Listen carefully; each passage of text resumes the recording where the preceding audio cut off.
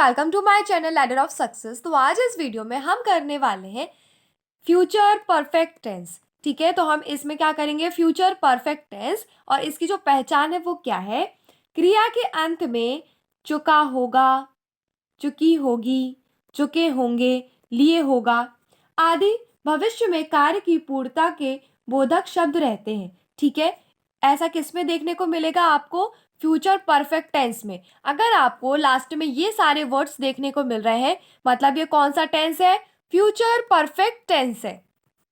जैसे कि यहाँ पर आपको लास्ट में चुका होगा, चुके होंगे, इस टाइप के वर्ड्स आपको देखने को मिल रहे हैं। ये कौन सा टेंस है, फ्यूचर परफेक्ट टेंस है। अब हम बात करेंगे अफर्मेटिव सेंटेंस की। ठीक है, अफर्मेटिव सेंटेंस का मतलब होता है पॉजिटिव सेंटेंस, जो आपकी रोज की जिंदगी में आप नॉर्मली यूज करते हैं, अफर्मेटिव सेंटेंसेस। ठीक है, जो आपकी दिनचर्या में आप इस्तेमाल करते हो नॉर्मली, इन्हें हम अफर्मेटिव सेंटेंस को पॉजिटिव सेंटेंस भी बोल सकते हैं। क्यों बोल सकते हैं, क्योंकि इसमें नकारात्मक वाक्य नहीं होती है, इसमें सारी की सारी बातें नॉर्मल होती है, सकारात्मक होती है, नहीं जैसे शब्द का इस्तेमाल नहीं होता, इसलिए हम इसे पॉजिटिव सेंटेंस भी बोल सकते हैं। ठीक है, अब हम देखेंगे कि जो अफर्मेटिव सेंटेंसेस है, इसका जो स्ट्रक्चर होता है वो कैसा होता है। यहाँ पर हम सबसे पहले लिखेंगे सब्जेक्ट, फिर हमें चूज करना होगा कि विल या फिर शेल में से यहाँ पर हम कुछ लगाएंगे। देन हम लिखेंगे हैव, फिर हम लिखेंगे वर्ब की थर्ड फॉर्म। ठीक है, तो यहां पर जो सब्जेक्ट है वो क्या है, राम। राम के साथ लगेगा विल लगेगा या शेल, तो विल लगेगा। ठीक है, Ram will have, Ram will have gone, ये वर्ब की थर्ड फॉर्म है, गोन होम। समझ में आया कैसे ट्रांसलेट किया, राम घर जा चुका होगा, Ram will have gone home, हम घर जा चुके होंगे। तो हम ऐसे कैसे बनाएंगे इसको, यहाँ पे सब्जेक्ट है वी, हम यानी वी। ठीक है, शेल, विल और शेल में से क्या आएगा, शेल आएगा। ठीक है, फिर हम लिखेंगे हैव, हैव, फिर वर्ब की थर्ड फॉर्म लिखेंगे, फिर हम लिखेंगे होम। ठीक है, देखो विल और शेल कब विल यूज करना है और कब शेल यूज करना है, ये टोटली डिपेंड करता है आपके एक्सपीरियंस पे। ठीक है, जैसे जैसे आप बहुत सारे क्वेश्चन प्रैक्टिस करते जाएंगे, आपको समझ में आने लगेगा कि विल और शेल कहाँ कैसे यूज करना है। वर्ब, जो वर्ब होता है उसका मतलब होता है क्रिया, उठना, सोना, जागना, खेलना। ठीक है, ये सारी की सारी चीजें क्या होती है, वर्ब होती है। यहाँ पे वर्ब का थर्ड फॉर्म है, वर्ब के काफी सारे फॉर्म होते हैं, फर्स्ट, सेकंड, थर्ड। तो आपको पर्टिकुलर वर्ब के बारे में आप पढ़ोगे तब आपको सब कुछ अच्छे से समझ में आ जाएगा। तो ये क्या है, वर्ब की थर्ड फॉर्म है। अभी आप स्टार्टिंग कर रहे हैं तो आप ऐसे समझ सकते हैं कि आप आई और वी के साथ क्या लगा सकते हैं, शेल लगा सकते हैं। ठीक है, बाद में आपको एक्सपीरियंस से समझ में आएगा, लेकिन अभी क्या आप ऐसा कर सकते हो अभी के लिए कि आई और वी के साथ आप शेल लगाइए, बाकी सबके साथ विल लगाइए। ठीक है, बाद में आप अपने एक्सपीरियंस से सीख जाएंगे। अब हम बात करेंगे नेगेटिव सेंटेंस की। ठीक है, नेगेटिव सेंटेंसेस वो सेंटेंसेस होते हैं जिसमें नकारात्मक वाक्य, ठीक है, नकारात्मक वाक्य बोलेंगे इसको, नेगेटिव सेंटेंस को। नेगेटिव सेंटेंसेस वो सेंटेंस होते हैं जिसमें नहीं जैसा शब्द आपको देखने को मिलेगा, ना जैसा शब्द आपको देखने को मिलेगा, नकारात्मक वाक्य आपको देखने को मिला, नकारात्मक बात आपको सुनने को मिल रही है, राम घर नहीं जा चुका होगा। तो नेगेटिव बात है, नकारात्मक वाक्य, नहीं जैसे शब्द का प्रयोग हो रहा है, ना जैसे शब्द का प्रयोग हो रहा है, यानी कि ये नेगेटिव सेंटेंस है। तो हम इसे सबसे पहले इसका हम स्ट्रक्चर देखते हैं नेगेटिव सेंटेंस का, देन हम इसको ट्रांसलेट करेंगे। तो सब्जेक्ट प्लस विल या शेल में से कुछ लगाना है, शेल आप आई और वी के साथ लगा लेना। ठीक है, not plus have plus verb की थर्ड फॉर्म। मैं जो बोल रही हूँ वो यहाँ पर मैं दिखा देती हूँ, मैंने पहले की वीडियो में बताया था कि आप क्या कीजिए कि आई और वी के साथ शेल लगा लीजिए, बाकी सारी चीज़ों के साथ आप विल लगा लीजिए। ठीक है, बाद में किसके साथ विल और किसके साथ शेल लगाना है कि आप अपने एक्सपीरियंस से बहुत सारे क्वेश्चन प्रैक्टिस करके सीख जाओगे। चलिए आगे बढ़ें। अब देखो, राम घर नहीं जा चुका होगा। अब आप इसे कैसे ट्रांसलेट करोगे? सब्जेक्ट क्या है? राम है। सब्जेक्ट क्या है? राम है। फिर विल आएगा या शेल? तो विल आएगा। फिर हम क्या लगा देंगे? Not have. फिर हमें वर्ब की थर्ड फॉर्म लिखनी है, ठीक है, गॉन होम। हम घर नहीं जा चुके होंगे, तो हम क्या लिखेंगे? वी। विल आएगा या शेल? वी के साथ और आई के साथ क्या लगा देंगे आप? शेल।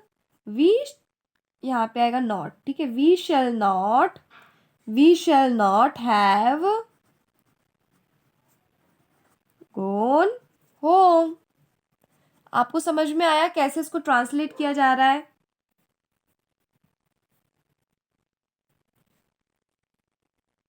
ठीक है, we shall not have gone home. I hope कि आपको यहाँ तक समझ में आया है। अब हम आगे बढ़ रहे हैं, ठीक है।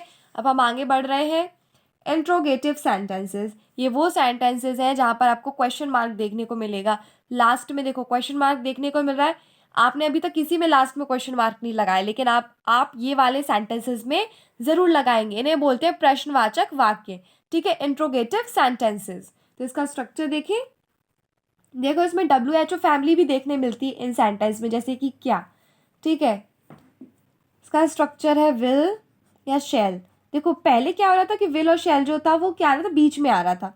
अब हम इस वाले सेंटेंस में, इंट्रोगेटिव सेंटेंस में, इन्हें स्टार्टिंग में लिखेंगे, फिर हम सब्जेक्ट लिखेंगे, फिर हम हैव लिखेंगे, फिर हम वर्ब की थर्ड फॉर्म लिखेंगे, फिर हम क्या करेंगे? सब कुछ लिखने के बाद लास्ट में क्वेश्चन मार्क लगा देंगे। क्या राम घर जा चुका होगा? तो हम क्या लिखेंगे? विल या शैल में से विल। फिर हम लिखेंगे राम। राम क्या है? सब्जेक्ट है। राम सब्जेक्ट है। फिर हम लिखेंगे have. Will Ram have verb की थर्ड फॉर्म गोन होम। क्वेश्चन मार्क बहुत इंपॉर्टेंट है, क्वेश्चन मार्क लगाना होगा। क्या हम घर जा चुके होंगे? तो आप लिखेंगे शैल या विल? शैल वी, ठीक है। शैल सब्जेक्ट है, वी हैव वर्ब की थर्ड फॉर्म गोन होम। क्वेश्चन मार्क लगा दीजिए, ठीक है।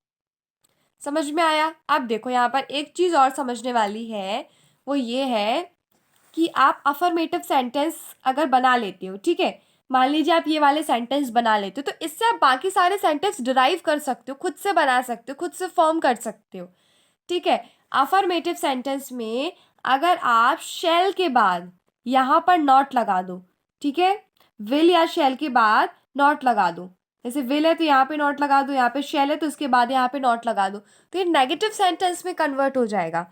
देख रहे हो, विल के बाद हमने नॉट लगाया, यहाँ पे शैल के बाद नॉट लगाया, ये नेगेटिव सेंटेंस में कन्वर्ट हो गया, ठीक है। तो इस तरीके से अफर्मेटिव सेंटेंस को हम कन्वर्ट कर सकते हैं।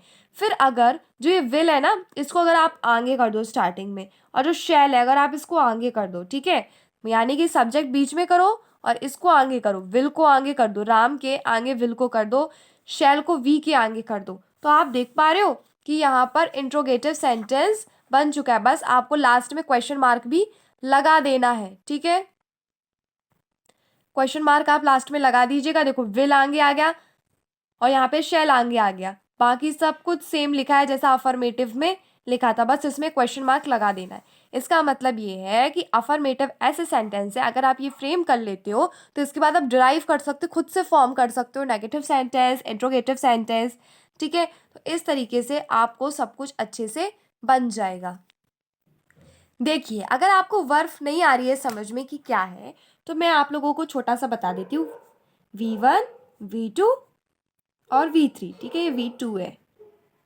तो अगर जैसे कि ये गो है ना बच्चा, तो ये हो जाएगा वेंट और ये हो जाएगा गॉन, ठीक है। ये गो वर्ब की फर्स्ट फॉर्म है, ये सेकंड फॉर्म है और ये थर्ड फॉर्म है। यहाँ पे थर्ड फॉर्म पूछा गया था इसलिए हमने यहाँ पे गॉन लिखा है। समझ गए आप लोग? वर्ब क्या होता है? सोना, उठना, जागना, ठीक है, पढ़ना, खेलना, खाना, ये सब कुछ वर्ब है, ठीक है। लेकिन ये वर्ब में काफ़ी सारे पार्ट्स होते हैं, इसका आप पर्टिकुलर वीडियो देख लेना वर्ब के ऊपर, तो आपको ये सारी चीज़ें समझ में आ गई होंगी, ठीक है। तो आपको समझ में आया ना कि ये वर्ब कैसे यहाँ पे हमने लिख ली, यही क्यों लिखा हमने, गो क्यों नहीं लिखा, बिकॉज यहाँ पे वर्ब की थर्ड फॉर्म बोल रहा था, तो ये वर्ब की थर्ड फॉर्म है। ऐसे ईट में भी होता है, जैसे कि मान लो ईट, यहाँ पे हो जाएगा एट और यहाँ पे हो जाएगा ईटन, ठीक है। और कई बार क्या होता है कि V1 V2 V3 सेम भी होता है, जैसे कि पुट, ये तीनों में सेम होता है। तो कई बार पूरा डिफरेंट भी होता है, कई बार क्या होता है कि सेम भी होते हैं सारे के सारे। तो वर्ब इस तरीके के होते हैं बच्चे, आप इसके ऊपर पर्टिकुलर वीडियोस वगैरह देखेंगे, आपको बहुत अच्छे से समझ में आ जाएगा, ठीक है। I hope you like my video, thank you for watching.